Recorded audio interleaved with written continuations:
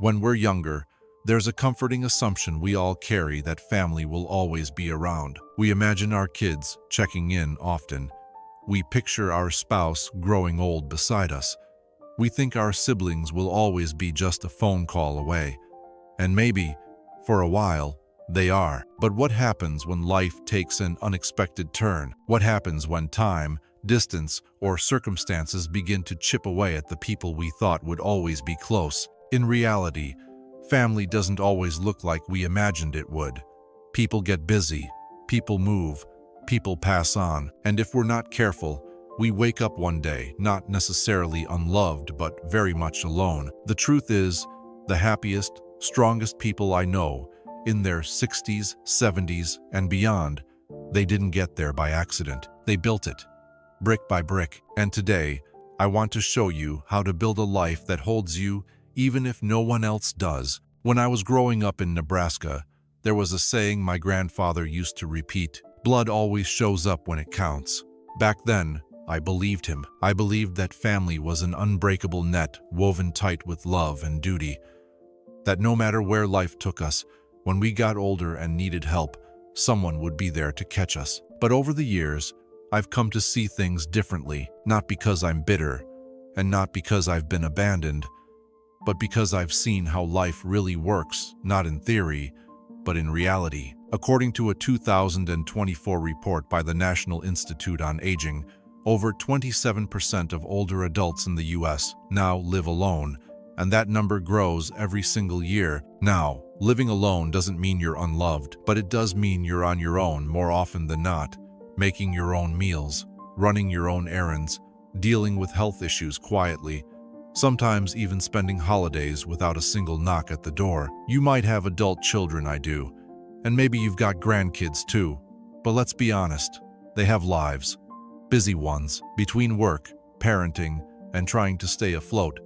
Sometimes weeks pass before we even get a text, let alone a visit. It's not personal, it's life.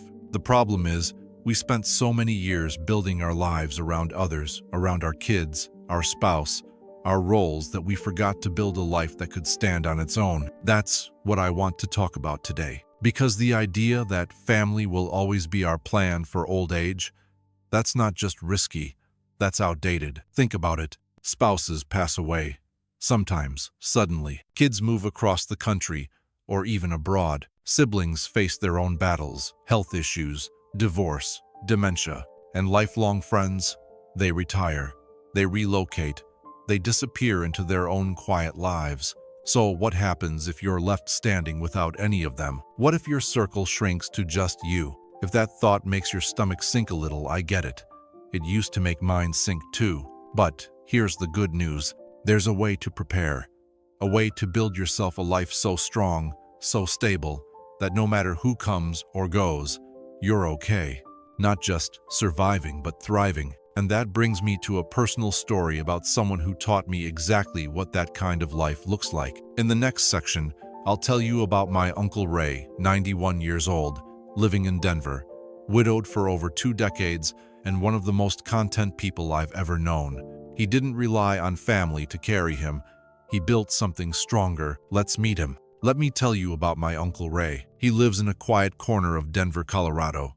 Nothing fancy. A small brick bungalow, front porch with a creaky swing, and a garden out back where he still grows tomatoes, even though the squirrels get to most of them. He's 91 now. He's been living on his own since my Aunt Linda passed away 23 years ago. They were married for over 4 decades, built a life together, raised 3 kids, made Sunday pot roasts, went to every graduation and grandkids recital, the whole beautiful American rhythm. But then Linda got sick. Quick, unexpected, and just like that, Ray was alone. And that's when something incredible happened. He didn't fall apart. He didn't become bitter or fragile or needy. He built a life that didn't just get through the loneliness, it transcended it. I remember visiting him a couple of years ago. I was in town for work and stopped by on a Tuesday afternoon. I figured we'd sit, drink some coffee, maybe watch a little baseball on mute while he dozed off. Instead, I found him coming home from a watercolor class at the community center, paint-stained hands, a smile on his face. That night, he had a Zoom call with friends from his veterans group guys he served with, now scattered all over the country. They meet every 2 weeks, no matter what. The next morning, he was headed to the farmer's market with his neighbor, Mary, who's 83, and gives him hell for forgetting his reusable bags. And I asked him, over scrambled eggs and rye toast, "How did you do this? How did you build this life when everyone else drifted away?" He looked at me and said something I've never forgotten. "I stopped expecting people to carry me. I figured it was my job to carry myself." He told me he started in his 50s. He didn't wait until tragedy hit. He started before he needed it, learning to cook for himself, downsizing, joining groups even when it felt awkward, staying curious, budgeting smarter, letting go of stuff that didn't matter. He said, "I didn't want to be a burden. I wanted to be free." That hit me hard. Because how many of us wait until we're already in pain, until something breaks to start building strength? Ray taught me something most people don't want to hear. You build your safety net before you fall. And he didn't build it with money or miracles. He built it with daily choices, small changes, and a mindset that said, if I'm going to walk alone sometimes, I better enjoy the walk. He's not lonely. He's not helpless. He's not waiting for someone to come visit. He's living, and that's when it hit me. I needed to do the same. That's what led me to develop what I now call the 6-Pillar Life System, a framework I started working on in my early 50s and still follow today in my 60s. Ray didn't have a name for it, but he lived it. I want to walk you through it next, because these 6 pillars, they are everything. They are the difference between quietly fading and fully thriving, and I'll be sharing them in a very specific order because the final pillar is the one that holds the rest in place. So stick with me. This next part might just change the way you think about aging forever. Hope is a beautiful thing. It keeps us moving when things get dark. It comforts us during uncertainty.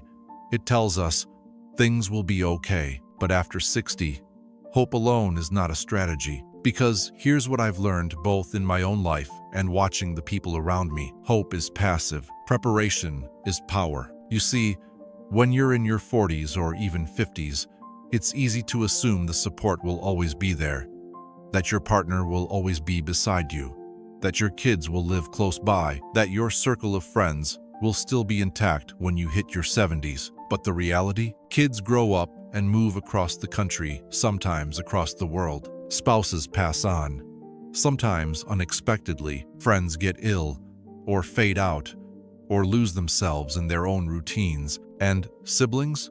They're often going through the exact same things and may not be able to support you like they once did. So what happens when the calendar fills up with white space? When the calls don't come as often? When the people you've always leaned on simply aren't there anymore? That's when people either sink or stand. And the ones who stand, they aren't stronger. They're not lucky. They just planned for that moment. That's the core message I want to share with you today. You cannot wait for crisis to start building your foundation. When you wait until something breaks your health, your finances, your relationships, you're already in damage control mode. And in your 60s, 70s, 80s, recovery takes longer. It's harder. It's lonelier. But if you start now, even with small steps, you build resilience. You create a life that is rich, independent, and joyful, no matter who stays, who leaves, or who forgets to call. And I get it, no one wants to think about this stuff.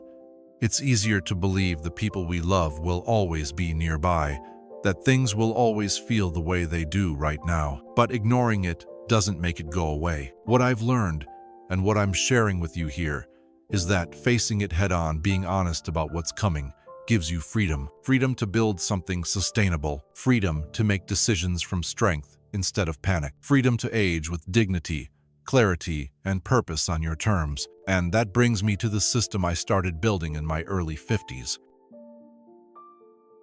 It didn't happen all at once. It was slow, deliberate.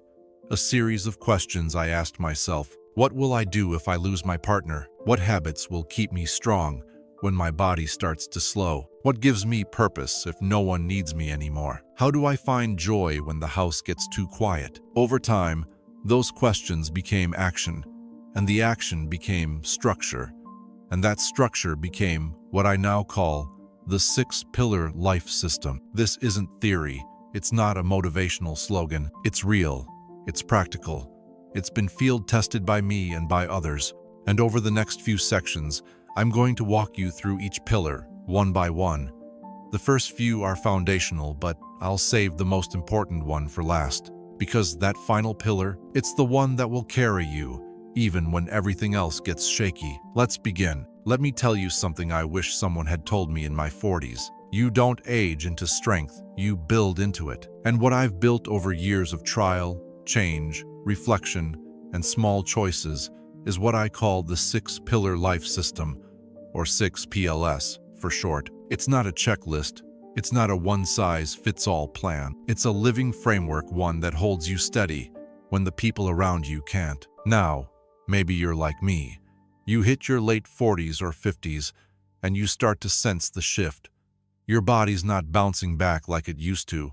Some friendships start to thin out. You attend more funerals than weddings. You realize, wait, I might need to do this next chapter differently.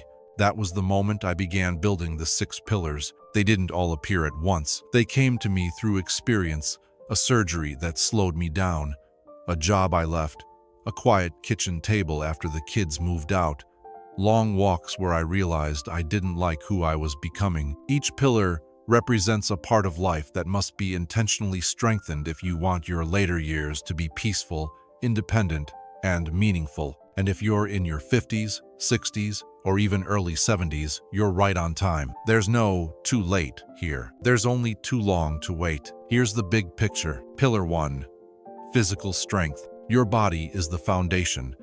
If it breaks down, everything else does too. Pillar 2, mental agility. Aging happens, but rigidity is a choice. A flexible, curious mind keeps life vibrant. Pillar 3, purpose. Without something to look forward to, the days blur.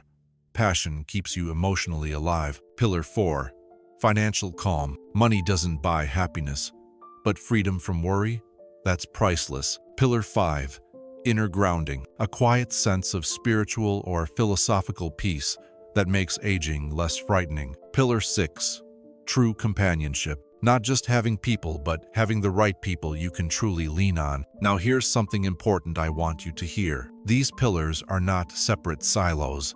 They're interwoven. When you strengthen one, the others begin to lift too. For example, taking care of your body gives you more energy to pursue purpose. Finding purpose leads you to new people. Connecting with people leads to joy, and joy keeps your mind flexible. It all connects. But here's what else I've learned.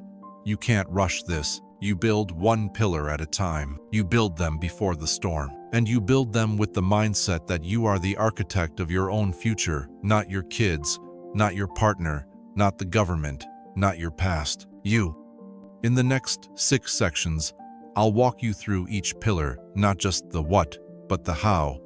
Practical ideas, real stories, small steps that, over time, create a big change. And remember, I've saved the most vital pillar for last because it's the one that everything else leans on. So, take a deep breath, get comfortable, and maybe grab a notebook. Let's start with the foundation, your body, because pillar 1, physical strength, is where everything begins. If you don't have your health, everything else becomes harder.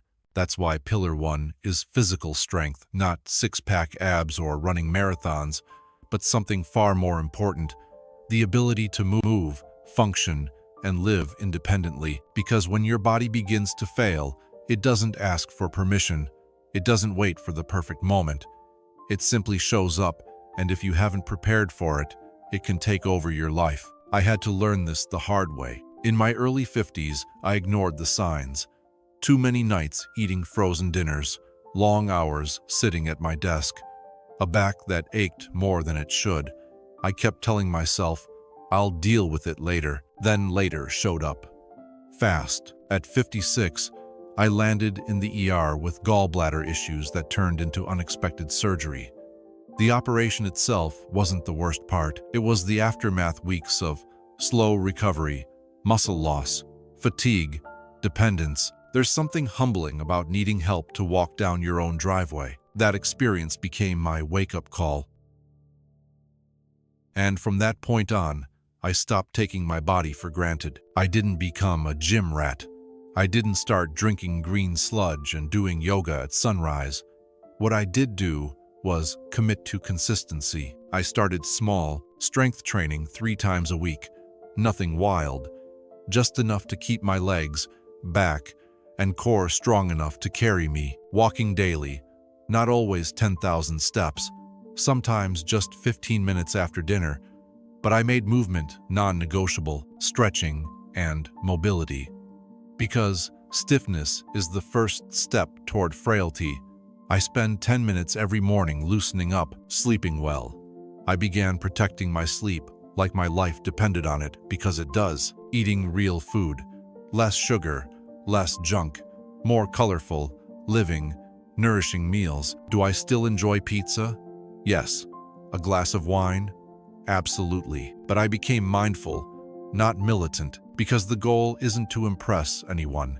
It's to stay in the game. I want to be the man who can still travel in his 80s, who can carry his own groceries, who can still bend down and tie his shoes, who can still walk without help and stand up without pain. That's what I mean by physical freedom. And here's something you need to hear.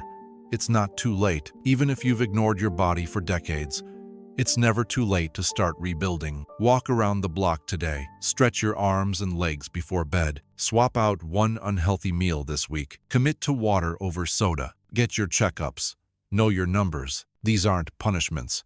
They're investments in your strength, in your future, in your freedom. Because once your body starts to go, your world begins to shrink, and you don't want to wake up one day realizing you've become a prisoner in your own home. So let this be your invitation, not to perfection, but to vitality, to movement, to feeling good again in your own skin. You don't have to do it all today, but you do have to start. Because this pillar, your physical strength, is the one everything else rests on. And in the next section, we'll talk about your second most powerful tool as you age. Not your wallet, not your muscles, but your mind. Let me ask you something. When was the last time you learned something new, not because you had to, but because you were curious? Because that, right there, is the essence of Pillar 2, mental agility. Here's a hard truth. As we get older, some people stop growing, not physically, mentally. They settle into routine. They stop learning. They resist change. And slowly, their world starts to shrink. Technology evolves, but they won't touch it. The world changes, but they scoff at it. New ideas come along, and they shut the door. I don't want that for myself, and I really don't want that for you. Because a flexible mind is a young mind, no matter what years on your birth certificate. That's why I made a personal rule. When I turned 55, learn one new thing every month. It doesn't have to be big. Sometimes it's how to use a new app on my phone. Other times it's watching a documentary on a topic I never cared about before, like regenerative farming or Japanese architecture. I've explored video editing. I read a beginner's book on cryptocurrency. I learned how to use voice dictation to text my grandkids, because they won't answer a call but they'll respond to emojis. Not because I'm trying to keep up with the kids, but because I want my mind to stay alive. Here's why it matters. Aging will change your body. That's inevitable. But becoming rigid, closed off, and out of touch, that's optional. Mental agility means saying, I don't know, with curiosity, not shame. Trying new things even if you feel awkward. Asking questions instead of pretending you already have the answers. Staying open to people, perspectives, and ideas that didn't exist when you were younger. Because when you stop learning, you start decaying. But when you keep learning, you stay relevant, resilient, and rooted in a world that keeps moving. And that doesn't just protect your dignity, it protects your brain health, too. Studies from Harvard and Stanford both show that older adults who continue to engage in new learning, especially with technology or creative tasks, are at significantly lower risk for cognitive decline. In other words, staying curious might just protect your memory better than any pill. So here's what I recommend. Keep a curiosity list on your phone. Every time you come across something you don't understand, write it down. Then look it up later. Try a new class, even online. Cooking, coding, photography, doesn't matter what it is. Talk to younger people. Ask them how they use their phones, how they think, how they see the world. You'll learn more than you expect. Replace "that's not for me" with "I'll give it a shot." Read widely. Watch something you wouldn't normally watch. And most of all, stay humble. Growth is for the willing, not the already wise. Your mind is a muscle. If you don't use it, it weakens. But when you engage it, stretch it, surprise it, it gets stronger. So as you continue to build your life, remember, a strong body gets you through the day. A strong mind, it keeps you connected to the world. And now that we've got your body moving and your mind lit up, let's talk about something deeper. The reason you wake up in the morning. Pillar 3, purpose.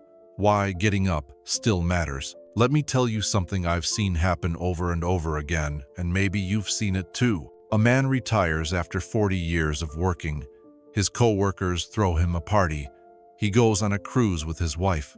He sleeps in for a few weeks, watches a little more television, maybe golfs on Wednesdays, and then, slowly, the days begin to blur. The spark fades. He starts to feel invisible, like the world has moved on, and he's just passing time. And the truth is, he's not tired. He's bored. He's underused. He's unseen. That's what happens when purpose disappears. Which brings us to pillar 3, purpose. Because if you don't have a reason to get up in the morning, something that excites you, challenges you, matters to you, the rest of the pillars won't hold. You can have money in the bank, a healthy body, a sharp mind, but without something to give your energy to, life starts to feel flat, like static, like waiting. Purpose doesn't mean you need to run a nonprofit or write a novel.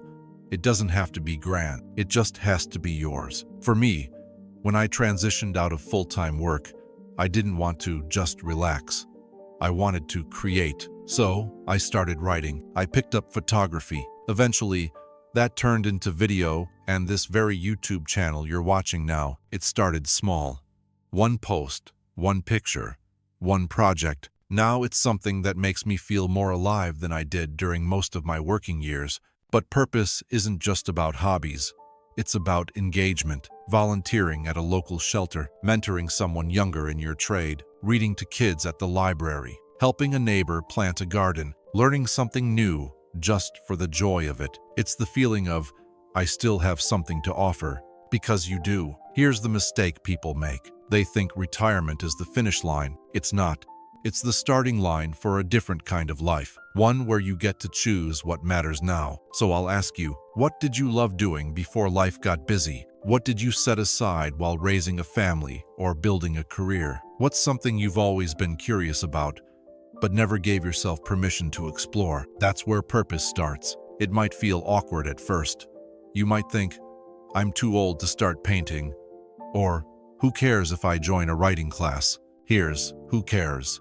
You. Because when you find something you care about even a little, your energy changes. Your mood lifts. You walk into a room with more presence. You become someone who still sees life as worth leaning into. And that's powerful. It's not about chasing youth. It's about chasing meaning and finding it right where you are. So if your days are starting to feel empty, don't fill them with noise. Fill them with purpose. And now that we've lit that internal flame, let's make sure you have the freedom to pursue it. Because pillar 4 is about more than just money. It's about financial calm and living life on your own terms. Let's get real for a moment. Money isn't everything, but worrying about money, that can poison everything. And when you're over 60, stress isn't just emotional, it's biological.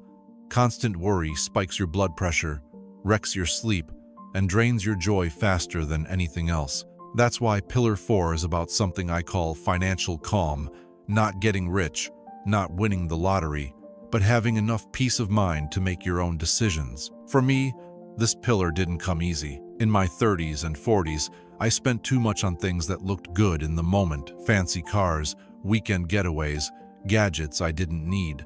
I was chasing status. But in my 50s, everything shifted. It started with a conversation with my wife, Dana. We sat at the kitchen table one night in our small Denver home and asked ourselves, what do we really want our life to feel like, not look like? Not impress like, but feel like.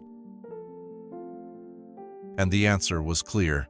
We wanted freedom. So we made some big changes. We sold the house we didn't need anymore. Once the kids moved out, we downsized to a smaller home near a trail system where we could walk every morning without driving anywhere. We cut back on subscriptions, streaming services, and clutter. And guess what? We didn't feel deprived. We felt light. The less we needed, the freer we became. But I didn't just stop at saving.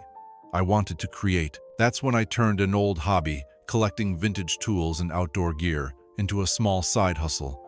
I started flipping rare finds from estate sales and garage hunts on eBay. Some weekends I'd make $50, some I'd make $500. It wasn't about the money. It was about keeping my mind active and knowing I had something I could rely on if I ever needed it. And it gave me a sense of control. Here's what I've learned about financial calm. You don't need to be wealthy. You just need to be intentional. You don't need to know everything about investing. You just need to know where your money goes. You don't need 5 income streams. One small, satisfying one can be enough. And most importantly, you don't need to keep up with anyone else.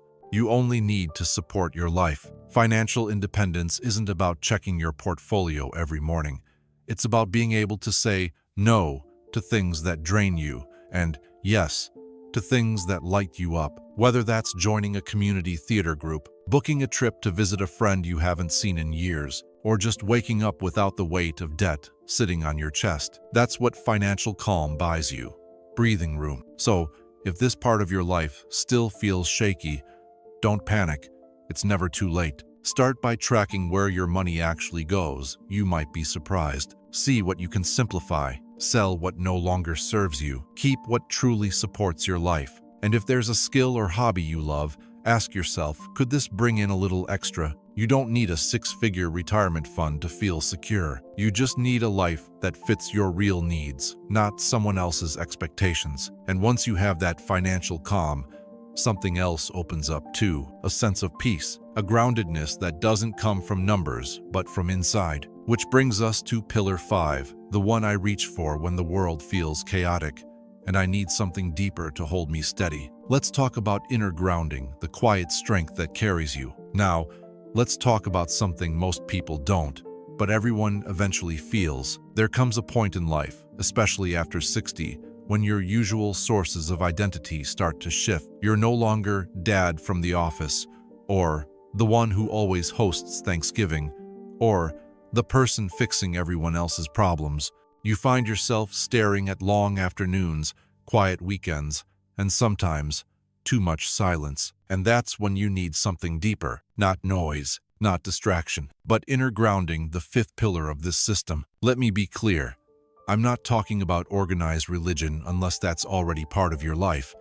I'm talking about something broader, a sense of meaning, a quiet relationship with the present moment, something that keeps your feet on the ground even when your world starts to wobble. For me, that grounding started on a trail in Colorado. There's a little pine loop not far from my home, where the trees are tall and the noise of the city fades away. I started walking it most mornings after Dana passed, not because I was trying to do something productive, but because I needed to breathe. And somewhere between mile 1 and mile 2, I started noticing things. The sound of wind in branches, the sharp scent of cold air in January, the tiny spiderwebs lit by early light. That's when I felt it. Not loneliness, but presence. A connection to something older, quieter, wiser than me. I didn't have words for it.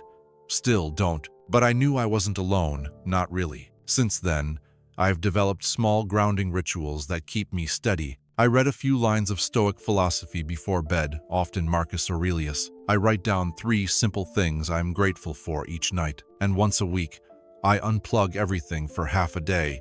No phone, no screens, and just exist. Whether that means gardening, journaling, or staring at the sky. Here's what I've found. When the world speeds up, you don't have to. When life takes something away, you don't have to collapse. When others forget to check in, you can still check in with yourself. This kind of strength doesn't come from reading 1,000 books or meditating like a monk. It comes from knowing who you are when the titles are gone, from realizing you don't need to prove anything anymore, from making peace with your past and gently opening your arms to what's still ahead. And if you don't know where to begin, try this. Go outside. Sit quietly somewhere, a bench, a trail, a back porch. Close your eyes and listen for the part of you that doesn't need fixing, changing, or explaining. That's your anchor. That's what carries you forward through grief, through transition, through solitude. Inner grounding won't make your problems disappear, but it will give you a stable place to stand while you face them. And in a world that often feels out of your control, that's a power worth cultivating. Now, once you have that grounding, that quiet inner compass, the final piece of the puzzle starts to fall into place. Because no matter how strong, stable, or self-sufficient you become, you're still human. And humans are wired for one essential thing: connection. Let me tell you something that took me decades to really understand. Loneliness doesn't come from being alone. It comes from not feeling connected, not feeling seen. And after 60, this truth gets louder. Your kids? They're busy, and rightfully so. Your spouse? Maybe they've passed, or your relationship has changed. Your coworkers? Gone with retirement. Even longtime friends, they move, they slow down, or life just happens. So what's left? The people you choose, the ones who show up not out of obligation, but out of mutual care. This is what I call your circle of steady. And it's the sixth and final pillar in the system that's kept my life full, even when it's quiet. Now, I'm not talking about having dozens of people to text. I'm talking about 2 to 5 solid, real-deal relationships, the kind where you can sit in silence and still feel understood, where you don't need to explain yourself, where you both remember the same jokes and the same hard moments. Let me give you an example. There's a guy named Marshall we met in a woodworking class at the local rec center in Denver about 7 years ago. Neither of us were trying to make friends. We just liked the smell of sawdust and the satisfaction of shaping something real with our hands. But over time, in between sanding pine and messing up dovetail joints, we started talking about our marriages, our regrets, our knees going bad, and the best way to grill salmon. Somewhere in that slow rhythm of shared projects and quiet afternoons, a real friendship formed. Marshall's the guy I call when I need help lifting something. He's the one who brought soup when I got the flu. And I'm the one who sat beside him in the hospital waiting room last year when his brother passed. No social media needed, no birthday reminders, just presence. Here's the truth. At this stage of life, you don't need a party. You need a porch. You need someone who knows your stories, the funny ones, the sad ones, and the ones you're still afraid to tell. But that kind of connection doesn't appear out of nowhere. You have to plant it. That might mean joining a group, not for the group, but for the seed it might hold. It might mean texting someone just to say, "Hey, I thought of you." It might mean inviting without expectation and listening without trying to fix. And if you feel like you have no one right now, start with showing up to the places you enjoy, doing the things you love, the photography meetup, the Sunday hike, the library book club. Trust me, when you show up for yourself, the right people tend to find you. And just as important, let go of the people who drain you. This isn't the season for proving your worth to anyone. Protect your energy like it's gold, because it is. Your circle of steady is the crew that walks beside you, not in front of you, not behind you. They're the ones who laugh at your bad jokes, remember your favorite beer, and notice when something's off. And maybe, if you're lucky, they'll be there holding your hand at the end. But long before that, they'll be the reason you still smile when the house is quiet. If you've made it this far, first of all, thank you. Seriously, that tells me something important. You're someone who cares enough to prepare. That right there, that's rare. Most people avoid these conversations. They don't want to think about aging, about aloneness, about what life might look like when the people they rely on are no longer around. But you stayed. You're facing it head on. And that's exactly what builds strength. Let me tell you the truth, plain and simple. No one is coming to rescue you. That's not meant to sound dark. It's meant to sound freeing, because once you let go of the fantasy that family or the system or your past relationships will automatically keep you supported forever. You give yourself permission to build something much sturdier, something that rests on your own 2 feet, something called resilience. The 6 pillars we've walked through: your body, your mind, your passions, your finances, your grounding, and your people. They are the architecture of an independent life.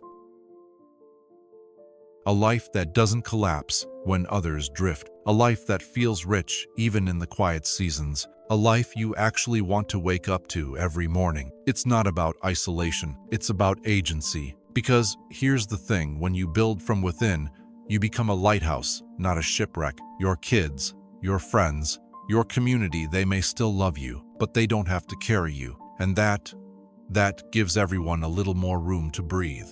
Think about this. What if 10 years from now, your health took a hit? What if your closest loved one moved away? What if life threw you one of those inevitable curveballs? If you've done the work now, built the strength, the habits, the systems, you won't crumble, you'll adjust, you'll bend, not break. That's what this is all about. It's not a self-help trend. It's not about being selfish. It's about being ready, emotionally, physically, spiritually. And if you're younger 50s, maybe early 60s, now is your moment to start. If you're older, don't panic. Small steps matter. A 20-minute walk today, a new book that stretches your thinking, a phone call to a friend you've lost touch with, cooking one healthy meal, journaling under a tree. Every action is a brick, and over time, those bricks become a home. So let me ask you something. Right now, honestly, which pillar feels strongest in your life today? Which one needs the most attention? Drop your answers in the comments. I read everyone. And if this video helped you or made you feel less alone, share it with someone who might be quietly wondering the same things. Someone who deserves a solid life, built on their terms. We're not here to fade quietly. We're here to own our years, to deepen, not shrink, to wake up every day and say, I'm still here, still learning, still building, still living. You are your own best safety net. And the life you build now, that's the one that will hold you later. Thanks for sharing this time with me. Until next time, take care of your body, stay curious, follow what lights you up, guard your peace, and love the people who show up. Because this chapter, it's still yours to write. Before you click away, just pause for a moment and ask yourself this. What would life look like 5 years from now if you started building today? Not a dramatic overhaul, not a fantasy retirement, just small, meaningful steps, one brick at a time. That's the revolution I'm inviting you into. Not to chase youth, not to pretend aging doesn't exist, but to walk forward with strength, with your eyes open and your roots planted deep. Because here's the hard truth, most people won't say out loud. You don't build a support system in the storm. You build it before the wind starts blowing. You build it when things are still calm. When it still feels optional, that's when it matters most. If anything in this video resonated with you, even just one idea, one sentence, I want you to do 3 simple things. Hit that like button. It helps more people see this, people who might be quietly struggling with the same fears you've had. Subscribe, not just to this channel, but to the idea that your later years can be stronger, freer, and more joyful than you've been led to believe. In the comments below, type, I'm building now. If you're ready to take ownership of your time, your health, your future, let me know. And if you're feeling bold, tell me which of the 6 pillars you're working on first. I read every comment. Sometimes I reply, but always, I listen. Because that's what we're doing here. We're building something quiet, something grounded, something that doesn't depend on perfect families or perfect luck. We're building resilience. We're building life on our own terms. And listen, you are not behind. You are not broken. You are not too late. You are becoming. So stay curious, stay kind, and most importantly, stay standing. Until next time, take care of your body. Keep your mind open. Follow what lights you up. Guard your peace. Love who loves you back. And above all, don't wait for someone else to catch you. Become your own safety net. See you in the next one.